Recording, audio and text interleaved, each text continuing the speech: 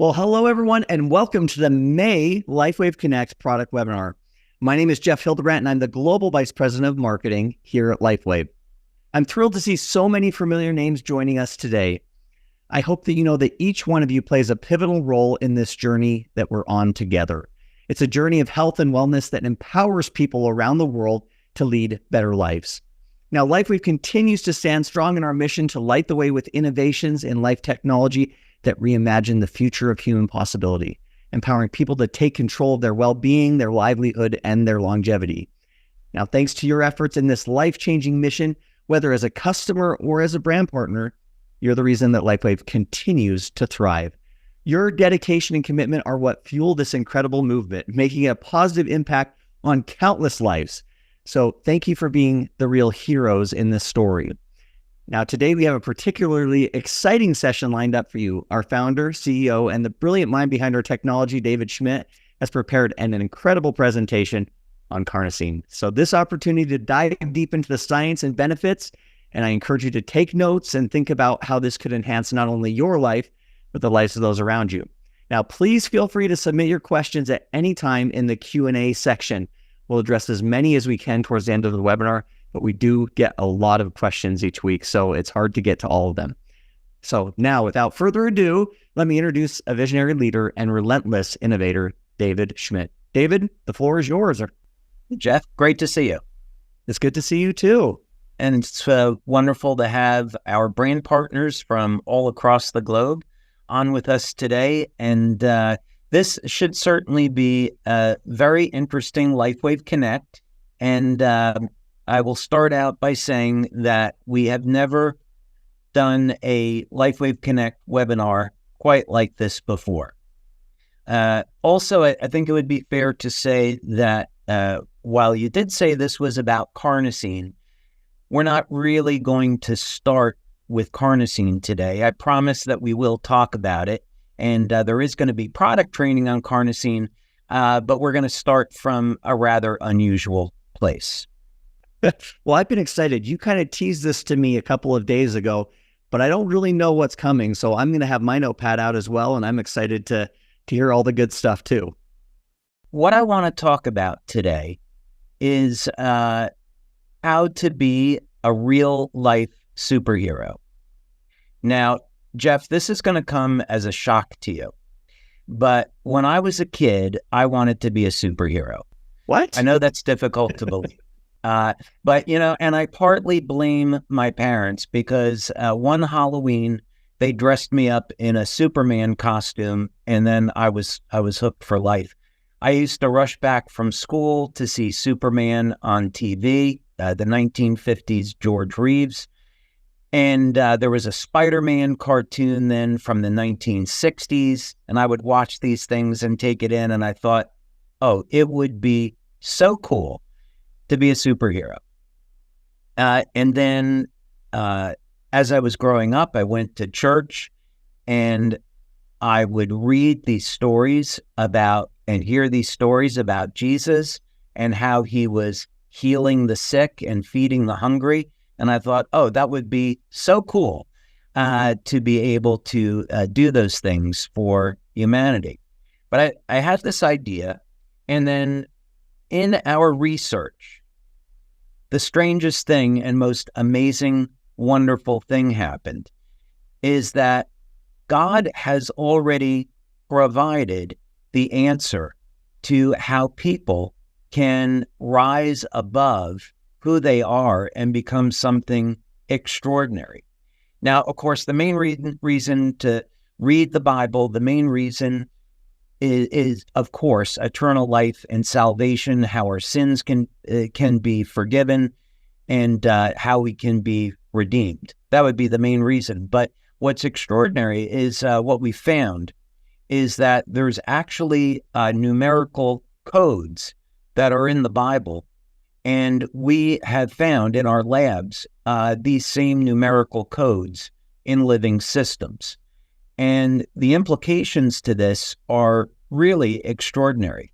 Our application, which we'll be talking about at our conference in October, is how we can use this information to increase human lifespan and become younger and healthier in the process. That's one of the goals that we have. But today, I want to talk about being a superhero. And is there any way that that could actually happen? And I know that would be of interest to some people. But for those that aren't interested in being a superhero, it's okay, because you're going to find a way to dramatically improve your strength, stamina, endurance, and overall quality of life. And whether or not you want to use that recreationally, professionally, or just to have a little bit more energy in your step to get through the day, it applies to everyone. And as a consequence, you can be healthy and strong throughout your entire life. So that's what we're actually going to talk about today. Well, I think it's fantastic. I have a golf tournament coming up, so I need this. It's particularly timely, so I can make it through all 18 holes. Okay, that sounds great. I have complete confidence in you. Well, let's go ahead and get started with that as a background.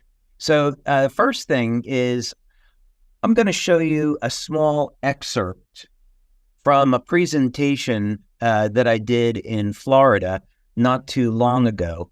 And this is one of the many, many benefits when you come to live events, because we're able to have more time and cover more information than we can on calls like this or through other means. So it's so great to come to live events, be part of the community, and of course use that as an experience to improve your personal life and also to grow your business.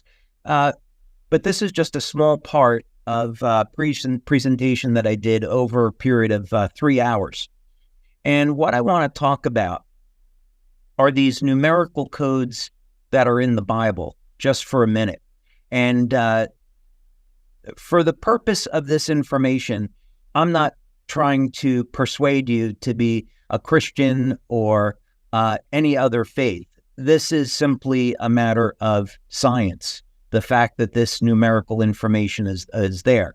My personal belief is that the Bible is the inspired word of God, but what matters in this context is what this information can mean to you, how you can use this to improve your life in potentially a really dramatic way.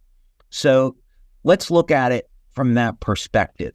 So first, we're going to go to the Old Testament, and this would be Genesis chapter 2, verse 16 and 17. And we find that in the Garden of Eden, that there is the tree of knowledge of good and evil, and also the tree of life. So Genesis 3 said, "And the Lord God said, Behold, the man has become as one of us." This is after Adam and Eve ate of the fruit of the tree of knowledge. "Now, lest he put forth his hand and take also of the tree of life and eat and live forever." So there's some information here that we can gather.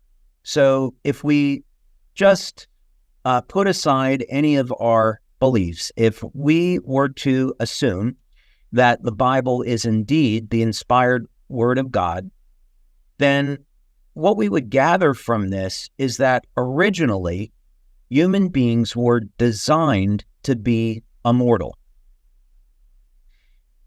Never be sick, never age. When Adam and Eve fell from grace, then their lifespan was limited to about 1,000 years. And we have, of course, evidence of that in the Bible as well through these stories. After the fall of mankind again, with the great flood, God says, okay, well, now I'm going to limit your lifespan again. Let's say it's to 120 years. So what can we learn from this? Well, what I've been doing is looking at the book of Genesis in the original Hebrew, and then using a process known or something known as gematria, converting Hebrew over into numbers. So both Hebrew and Greek those letters and words can be converted over into numerical values. And there's a history behind this that we won't get into today. But what I wanted to focus in on was literally this phrase, tree of life. I'd have thought, well, maybe the answer to stopping aging could literally be found in this story about the tree of life. So we know that when Adam had a son, he was at 130 years of age. Adam died at the age of 930. And this, of course, is after the fall.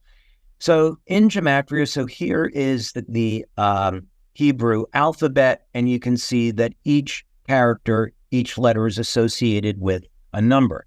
So it's a very simple process. You can do this with an online calculator of converting a word or a phrase over into a numerical value. So in this particular case, what we want to do is go back and look at literally this phrase, tree of life. That's I used an online converter, and this is what it came out with in Hebrew. Use a calculator again online, or you can do this manually, and you see that this phrase, tree of life, is equivalent to the number 159. Now, what I did here was to assume that that number of 159 was a frequency. Now, there is a very simple way of converting frequency over into wavelength. Essentially, what you do is you take the speed of light, divide it by frequency, and then you get your wave number. And depending on whether or not you want your wave number in meters, or in this case, we want to convert this to light, we'd use nanometers. Then we take that number and divide it into a range until we get to our range of visible spectra. Anyway, to make this simple, the frequency 159, which is the numerical number for tree of life, is converted into a wavelength of 857 nanometers. Now, what's extraordinary about that is that 850 nanometers in this range you find in the literature is the exact wavelength that you use to turn on the mitochondria in human cells. This is not a coincidence. There is no way this is a coincidence, and there's no way anybody would convince me it's a coincidence. Now, when you come to our event in October, I'm going to spend a lot more time going through other examples of this in the Holy Bible and how God has already encoded into the Bible these numerical sequences that are found in nature and found in species that are immortal. So the message that I have for you and the incredible news is that God already gave us the instructions on how we could find the answer to longevity and immortality. And this appears in nature, in species that don't age. The two of them match one another mathematically perfectly. Here's just a few references on this. This is a study out of the University of Auckland showing that 850 nanometers, which is in the infrared band of light, led to the greatest increments in cell respiration. So this is talking about the capacity of the mitochondria to produce energy. And the reason this is important is because we know that as human beings age, there is a decrease in the amount of energy that the mitochondria produces. That's number one.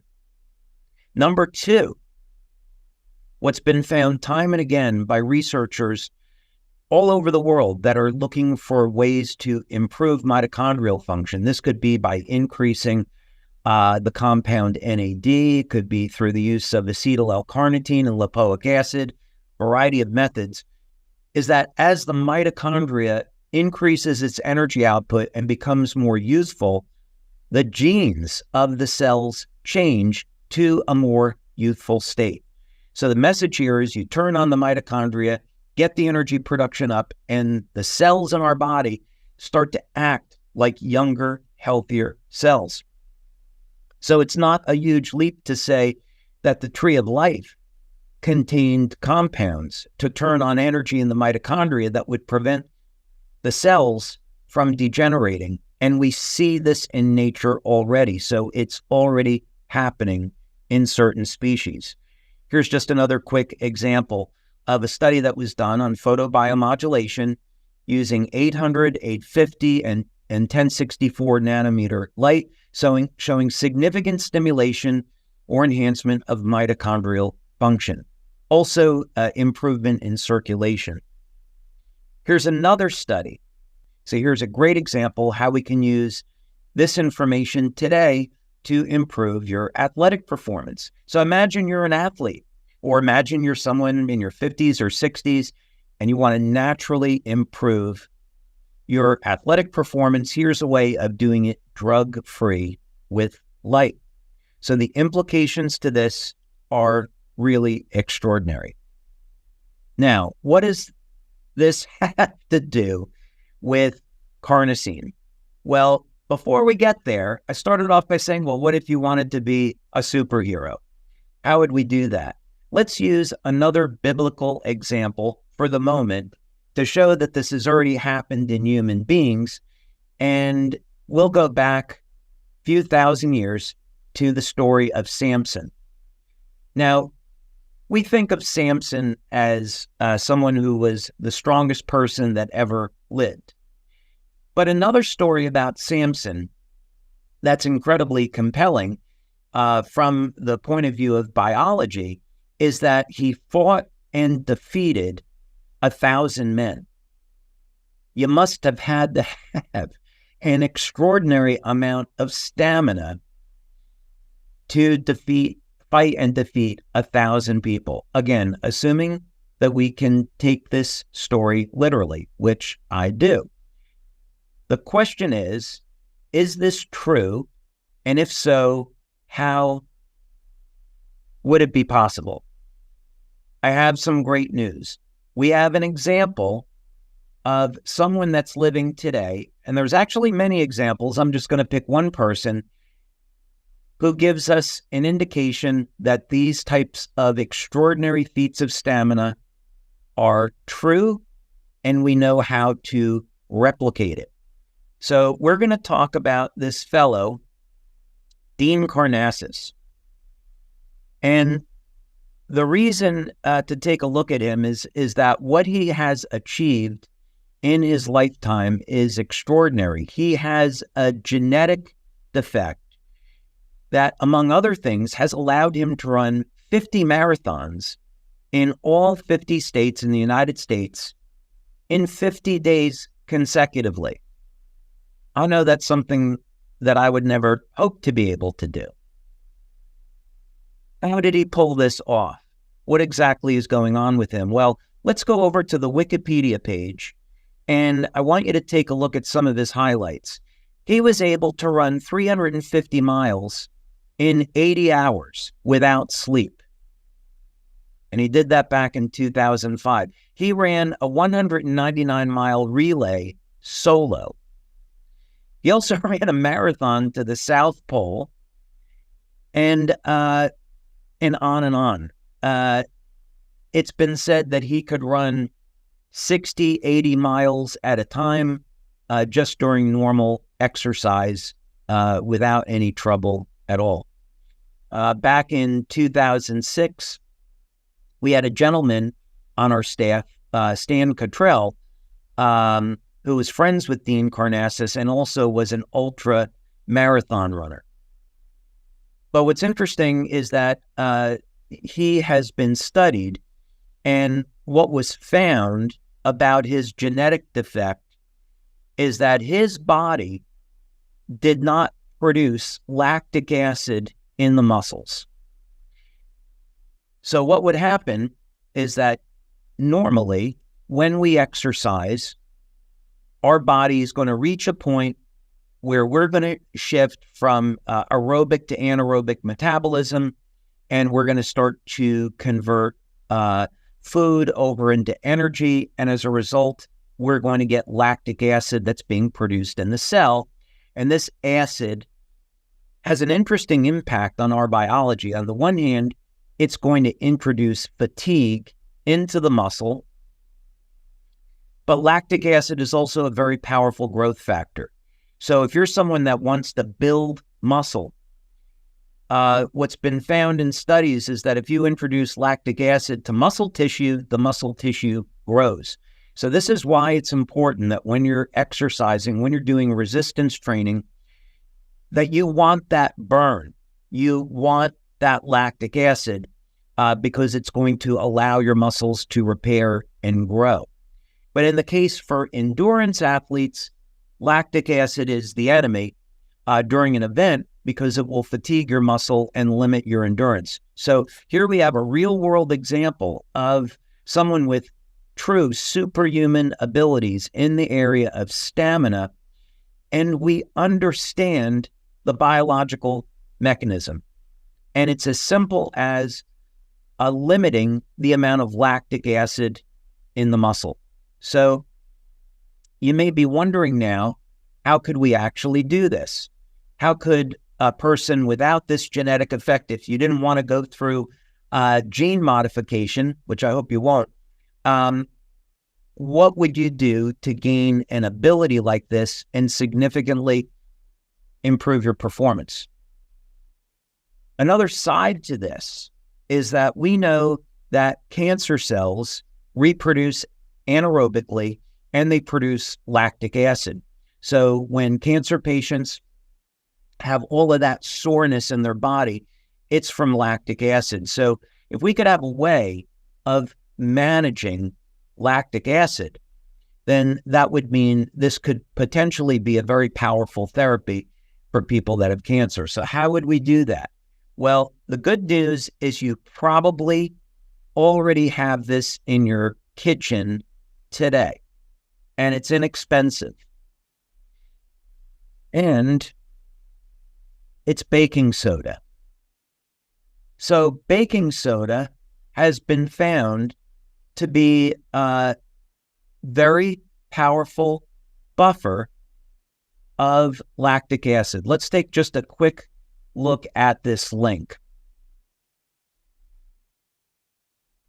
Baking soda is a base, so it's an alkalizing agent that can counteract rising acidity in your bloodstream and this way correct the negative effects of lactic acid. So in other words, you take baking soda through a specific protocol, which we'll get into, and that baking soda will limit your lactic acid production and significantly improve endurance. So something as simple as baking soda can help your body fight fatigue.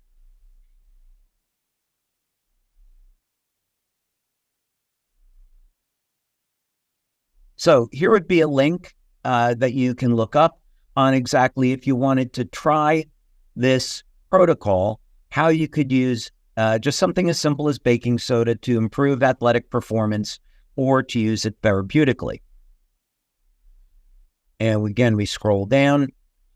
It's recommended to ingest baking soda a minimum of 60 minutes before exercise in a minimum volume of 500 mils of water. And there's all different variations on this. So I would recommend that if this were something you were really interested in trying, because a dose of 14 to 21 grams of baking soda is a lot. Don't do that the first time out because your body has to adapt to it. It will cause significant intestinal distress. You get all kinds of problems with it. So I would recommend that you read up about this, start slowly, and then find out what works for you. Also, I am not a medical doctor. We are not providing any type of medical advice here. This is for information purposes only. So please consult with your doctor or your healthcare practitioner before you try anything here that we're talking about today. But again, what's exciting about this is that we see that there are examples of human beings like Dean Karnazes that have these superhuman abilities. The information here has a potential impact on our health way beyond physical performance. And this is something very simple, very inexpensive that anyone can afford and anyone can implement. And it goes through a very simple mechanism, control of lactic acid. Well, here's the downside to this, is that you have to take a lot of baking soda. You have to plan it out over time. It's simple, it's inexpensive, but it does require some thought and planning. So what else could we do that would allow us to improve athletic performance by managing our blood lactate levels? That might be a different approach with a similar outcome other than sodium bicarbonate, and as probably you all guessed, what we're talking about here is carnosine. Now, first, I do want you to know that when we're talking about limiting blood lactate levels, whether or not it be with carnosine or baking soda, there are some good studies here to support this. Each study kind of comes with its own conclusion, but here's one study where it's saying supplementation with baking soda improves performance in muscular endurance activities. And this, of course, is over a variety of different activities, and in single and multi-bout exercise. And then here is another study. Oops, I skipped ahead. Let's try that again. Whoops. Let's try that one more time, Jeff. Here we go. Here is a study with beta-alanine, which is the precursor to carnosine, and exercise performance. So first thing about this is if this is something that you're interested in, then I'd recommend you look at your diet first to see about how you can optimize this effect. What that means is that if you have a diet that's high in dairy products, in red meat, you may be getting enough beta-alanine in your diet. Carnosine is made from the amino acids beta-alanine and histidine. And beta-alanine is found principally in red meat. It's not found to a great extent in vegetables and fruits. So if you're a vegetarian or a vegan, I would recommend that you supplement with beta-alanine. It's very inexpensive. You could take as little as 500 milligrams to 1,000 milligrams daily. Some people have a little bit of sensitivity to beta-alanine. Some people, you'll get a mild itch from taking it. This is just an improvement in blood flow. Some people may find that it's causes a little bit of discomfort, but that's rare.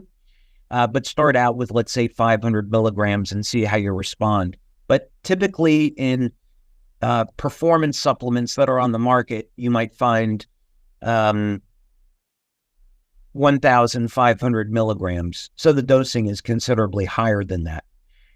But you need the beta-alanine in order to make carnosine. So when you're seeing beta-alanine being used in studies, this is for one of the purposes would be to increase carnosine. Now we know carnosine is found in the muscle. It's also found in the cardiac tissue, in the heart, and it's also found in the brain. So carnosine is incredibly powerful. If your goal is to improve athletic abilities, the other benefits you're going to get out of this is to support the health of your heart, and carnosine also acts as a nootropic. We did a study showing that use of the carnosine patch for 30 days improved cognition. So carnosine has many, many health benefits. The one, of course, we're focusing on here today is exercise performance. So here is a study where it's looking at the use of beta-alanine as a supplement to improve carnosine, and then use this to improve exercise performance. We'll take a look at another study, prospects of use of functional ingredient for functional food formulation. So I found this interesting, is that in this study, the researchers wanted to look at including beta-alanine or carnosine in a food and using that to improve athletic performance. So people are looking at this from a variety of different ways, but with the same outcome. Now, here was an interesting study that I found that I wanted to share with you. And this one was a paper that was written on the use of beta-alanine supplementation relating to exercise and training. And you can see this came from Ghent University in Belgium. And we'll scroll down here and over back to the abstract. And the reason I wanted to point this out was because this had a very nice disclosure in the abstract of some of the many ways that carnosine can improve overall athletic performance and overall health. So, but generally, as you can see over here, carnosine may attenuate acidosis by acting as a pH buffer. So this is what shows up again, is, in other words, the believed method of action is that you have a high concentration of carnosine in the muscle.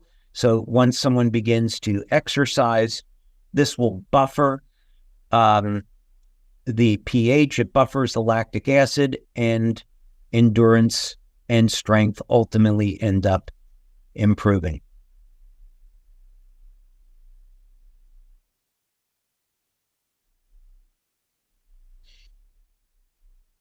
Now, what real-world applications might this have? Here's one that is interesting because rowing is certainly an incredibly difficult sport that involves athletes getting strength training and endurance training. And here was a study that was looking at the use of carnosine and beta-alanine in that role. So it can be concluded that there's a positive correlation between baseline muscle carnosine levels and rowing performance. So here this study was showing that, you take a beta-alanine or carnosine supplement, you increase the amount of carnosine in the muscle, and endurance improves in rowing. Now, what does this have to do with our patch? Well, we've done a number of studies. I wanted to point out two of them. This one goes back to 2011. You can find this study in your back office in our resource section. And you'll see we have our studies listed there. So you just scroll down over to carnosine. And you'll see that in this study, we wanted to look first, did the carnosine patch improve strength and endurance? So is that going to be a benefit that people get? And the results, you can read through the study if you like. The results demonstrate that the carnosine patch increases performance in a flexibility test and 12 different measures of strength and endurance. So we thank Lisa Tully for having performed that study. So Jeff, what this means to me is we have so many athletes today that are, unfortunately, they think they have to resort to anabolic steroids or other unsafe performance-enhancing drugs. And there's a way that is natural, whether or not it be through carnosine or sodium bicarbonate, natural, simple ways that they can improve strength and stamina and do it inexpensively and do it safely and do it in harmony with nature. And maybe even like Dean Karnazes, get some superhero-like results. So that would be my message today.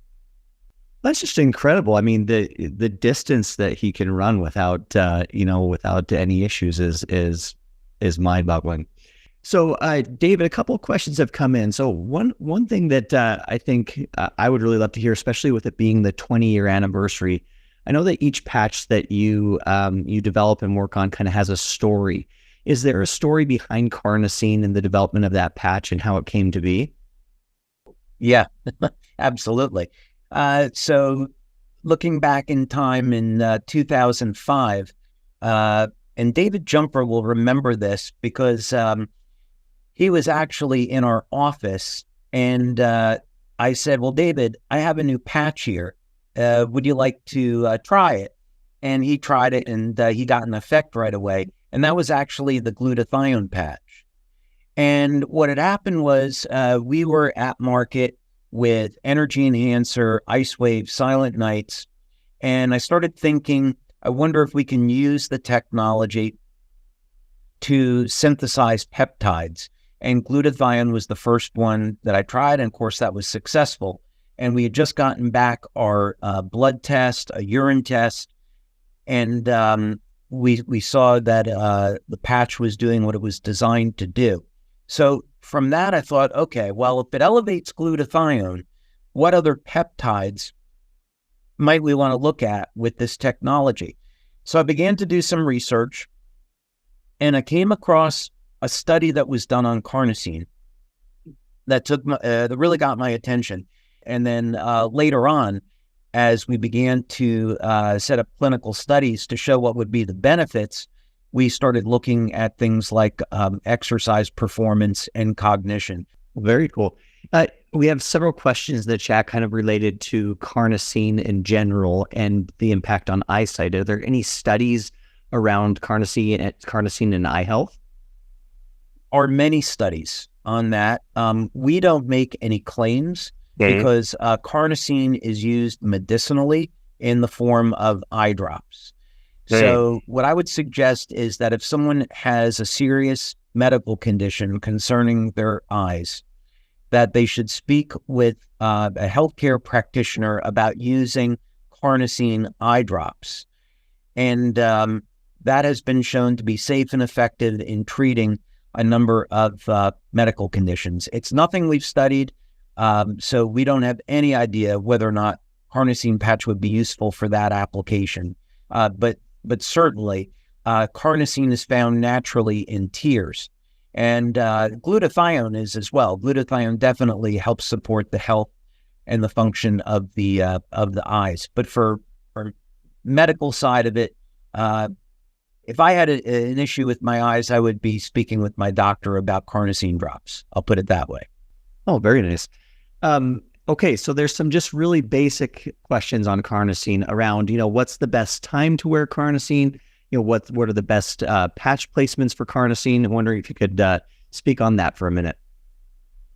This is a really interesting question because originally when we came out with carnosine, it was intended to be used during the day, and it would pair wonderfully with X39. So as an example, someone could use X39 behind the neck and carnosine below the belly button. And now you have a great combination for supporting strength, stamina, recovery, and overall health and wellness. So it's a very, very powerful combination. Now, as we began to release more patches, people began to experiment with the use of carnosine in the evening. And what some people find is that their dreams become very intense if they wear the carnosine patch at night. My personal experience is that my body is asleep, but my mind feels very awake when I wear the carnosine patch in the evening. So that wouldn't be my first choice. I typically use carnosine during the day. So I think what I would say is some people really like using it at night, and so it can be experimented with that way. Oh, very good. Yeah. So actually, it related to that. One individual said, that for them in particular, carnosine makes them sleepy. Is that a known effect of carnosine, or is that something unique? No, carnosine. Well, I would say that what we have found, pretty consistent with our patches, is that they generally tend to produce a relaxation response in the nervous system. And we have seen that especially with Eon. So if someone was looking to reduce stress, Eon would be the go-to. But I would say that carnosine, the use of the carnosine patch, does tend to produce relaxation. So if somebody wanted to use it that way, they could. Very good. And not necessarily, again, associated with our patch, because we don't make medical claims or things like that. But in general, is there effect of carnosine on telomere lengthening? Are there any studies linking those two things together? So we haven't studied. What I would say is that we've done research on not a product that we don't sell on lengthening telomeres. And the reason why we don't sell it is because the FDA would probably regulate it as a drug, and that means we would have to take it through the drug process. So we elected not to do that. But we did, in fact, do 2 studies with Dr. Norm Shealy. And a big thank you to Dr. Shealy. Has just been absolutely wonderful and a privilege to work with him for so many years. We did, in fact, do 2 studies where we did show that there was a way to lengthen telomeres with light. So we may come out with that at some point. Now, telomere lengthening, preservation of telomeres is an incredibly important part of solving the problem of human aging, but it's certainly not the only component. There's several other components. And when people come to the event in October, they're going to hear more to that story. But that certainly has been an area of interest of ours. We have studied it, and we have found some solutions using light to lengthen telomeres. Very good. There's an individual asking, is there anything around, can they wear 2 YAge patches at the same time, not wear 2 YAge patches at the same time, meaning glutathione, carnosine, or Eon? We did a study with 2 medical doctors in Australia. We're actually in that study. Individuals were using glutathione, carnosine, and Eon at the same time, and they actually found a beneficial effect on the health. So we don't see any evidence that you couldn't do it. And in fact, using glutathione, carnosine, or carnosine Eon together should be perfectly fine. Very good. So I think you talked a little about this, but in some cases, a supplement of carnosine might cause gastrointestinal discomfort, bloating, gas, those things. Have you seen any of that in the studies with the carnosine patch? Actually, I was referring to baking soda. So you also see these effects with some amino acids. So, for example, the amino acid ornithine, the amino acid arginine. If you take too much of that, like let's say doses of 5 grams, that can cause very severe gastrointestinal issues. Let people figure out what that is. But with beta-alanine, the issue is more of a flushing of the skin. And this would occur, let's say, with dosing of maybe 800 to 1,000 milligrams. It doesn't affect everyone, but it will affect some people. So that's why I'd recommend starting maybe with 500 milligrams.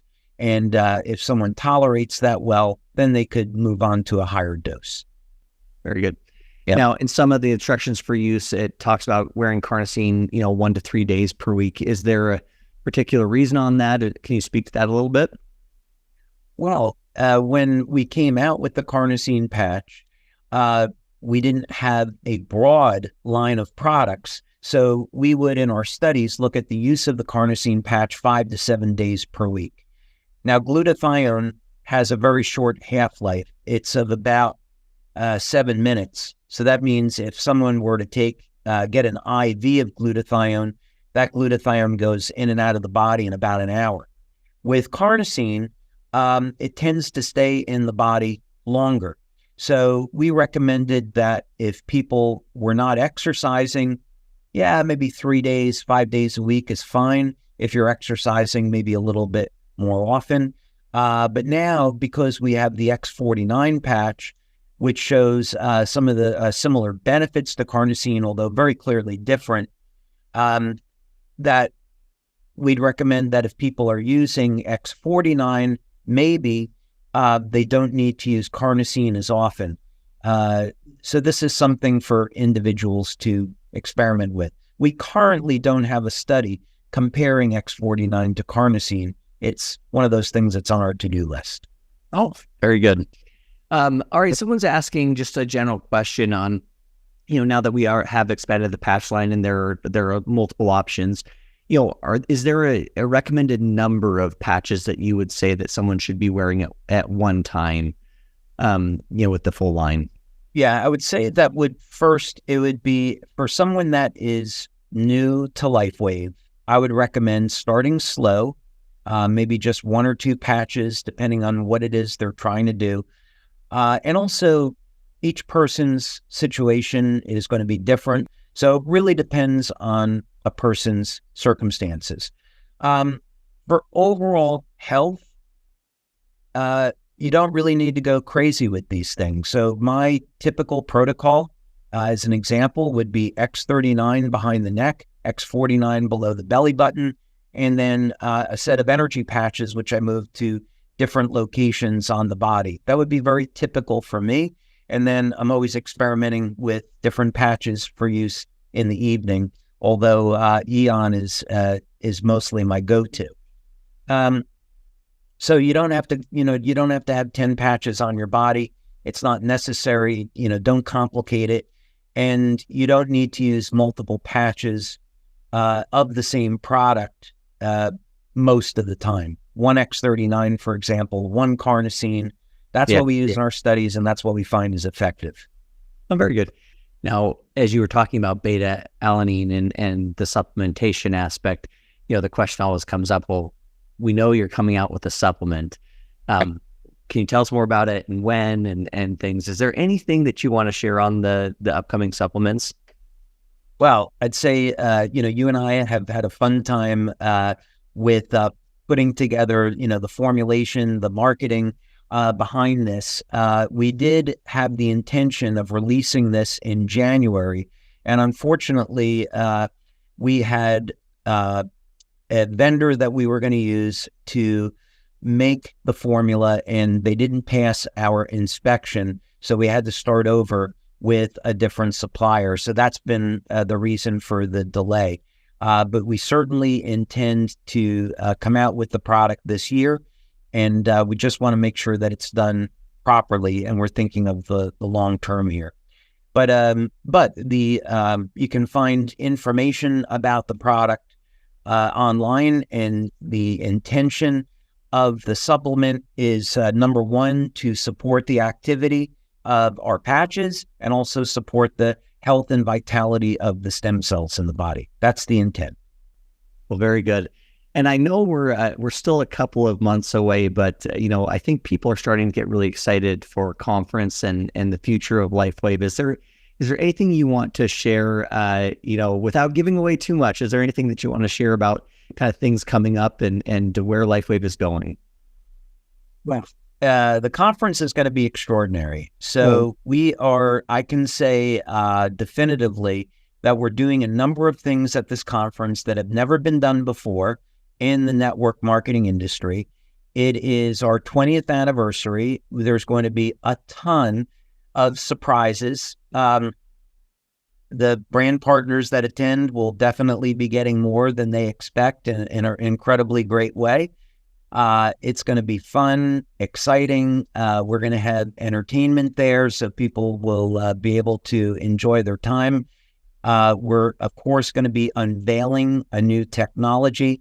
I have some things that I'm going to bring with me from the lab to unveil that I want to share with our community, and things of that nature. I would say there would be, every day we have a fun surprise in a great way. We have phenomenal speakers that are going to be there, phenomenal speakers. And this is really going to be, we're really blessed to be in the position we're in. I'll put it that way. Well, I know I get more and more excited every time I talk to you. And what a great year for LifeWave to celebrate the 20th anniversary and lots of amazing things coming.